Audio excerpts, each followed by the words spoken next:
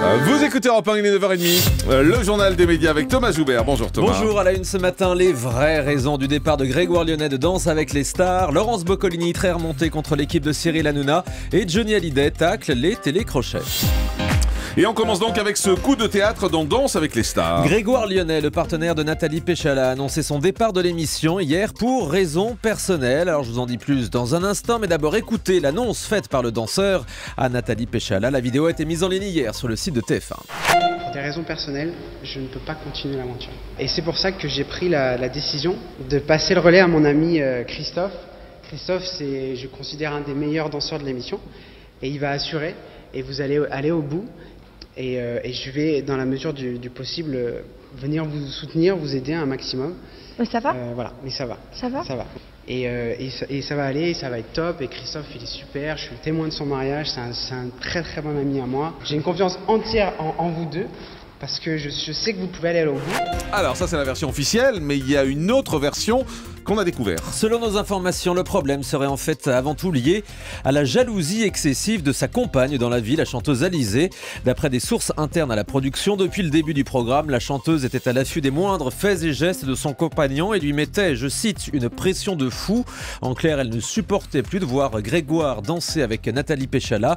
Un proche de la patineuse a également confié que celle-ci avait organisé une rencontre avec Jean Dujardin pour prouver qu'elle n'avait aucune intention de séduction. Face à cette jalousie, Grégoire Lyonnais a donc préféré arrêter l'émission. Ouais, c'est une information Europe 1. Et puis toujours dans Danse avec les stars, on a appris que Ryan Bensetti dansait torse nu parce que c'est la production qui l'obligeait et c'est lui-même qui l'a dit. Le garçon de 21 ans au torse parfait, il faut le dire, explique à Télé 7 jours que la production lui a en effet demandé d'ouvrir sa chemise lors d'une précédente émission alors qu'il devait danser à la base chemise fermée.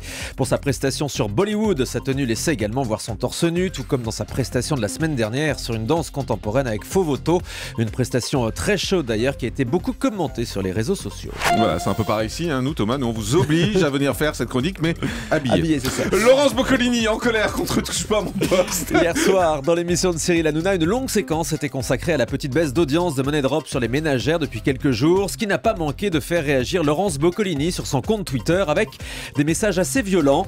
Arrêtez de fumer la moquette et de raconter n'importe quoi sur les audiences de Money Drop, ça saoule à la longue.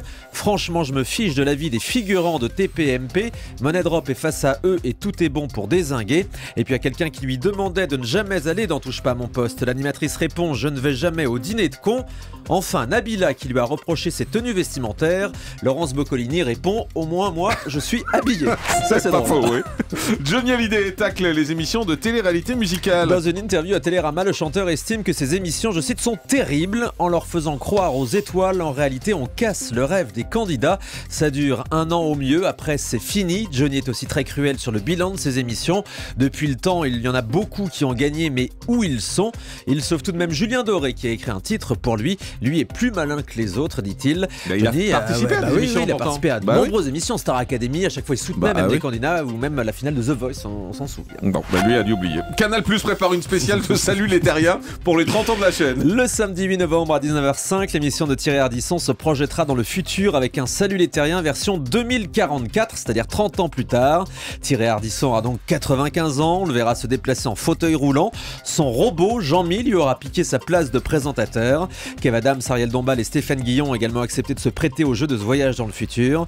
Thierry Ardisson qui reprendra aussi son jeu Happy Hour, qui prendra la place du Grand Journal pendant les fêtes de fin d'année sur Canal. Et puis la ministre de la Culture, Fleur Pellerin, réagit à la polémique sur le fait qu'elle ne lit pas. Sur le plateau du supplément le week-end dernier sur Canal, la ministre avouait ne pas avoir lu le moindre livre depuis 2 ans. Depuis, la polémique ne désenfle pas. Fleur Pellerin, très remontée, a répondu devant la caméra de Média Le Mag, l'émission de France 5. Je suis un peu scandalisée quand je lis certaines choses. C'est pas parce que j'ai dit que je lisais moins actuellement, et ça me semble naturel quand on travaille 16 heures par jour, qu'il y a 2 ans où je lisais à peu près 2 livres par semaine, et que j'entends dire que je suis inculte ou que je ne lis pas. Je trouve ça absolument scandaleux. Voilà, c'est tout. Je n'ai aucune difficulté à le dire. J'ai toujours été une très grande lectrice. Et donc faire ce procès, je trouve ça absolument lamentable. Je ne vois pas très bien exactement comment on peut s'autoriser à déformer mes propos. J'ai dit que je lisais moins. Voilà, je n'ai pas dit que je ne lisais pas. J'ai lu beaucoup pendant mes vacances. Je peux faire des fiches de lecture à ceux qui le souhaitent. Enfin voilà, je trouve qu'on n'est pas autorisé à raconter n'importe quoi. Voilà, et nous on a réécouté le son, elle dit bien qu'elle ne lit pas et non pas qu'elle ne lit moins. Donc elle s'est peut-être mal exprimée en fait quand elle a dit. Les propos n'ont pas été déformés. Voilà, les propos sont pas déformés, c'est exactement ce qu'elle dit. Maintenant elle a pu, effectivement, comme c'était en direct et dans la foulée du plateau, elle a pu se tromper dans ce qu'elle a dit, mais on n'a pas déformé ses propos. Les journalistes de la Provence dénoncent les attaques régulières de Bernard Tapie. Dans un communiqué, la Société des journalistes de la Provence a dénoncé certains propos de l'homme d'affaires propriétaire du journal. Dans son interview sur iTélé ce week-end, il avait par exemple déclaré que 80% de la rédaction de la Provence était à gauche. Il avait même critiqué la couverture des municipales à Marseille par son propre journal. Des propos qui ont donc fortement déplu aux journalistes de la Provence qui affirment ne pas comprendre ces attaques régulières.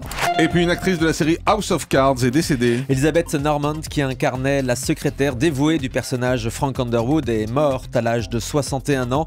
La production et l'acteur Kevin Spacey lui ont rendu hommage. Elle avait joué dans de nombreux films et séries, notamment dans New York Police Judiciaire.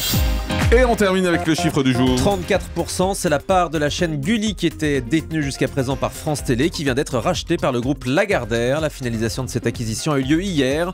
Gulli appartient donc désormais à 100% au groupe Lagardère, également propriétaire d'Europe 1. Merci beaucoup Thomas Joubert. Le grand direct des médias, Jean-Marc Morandini.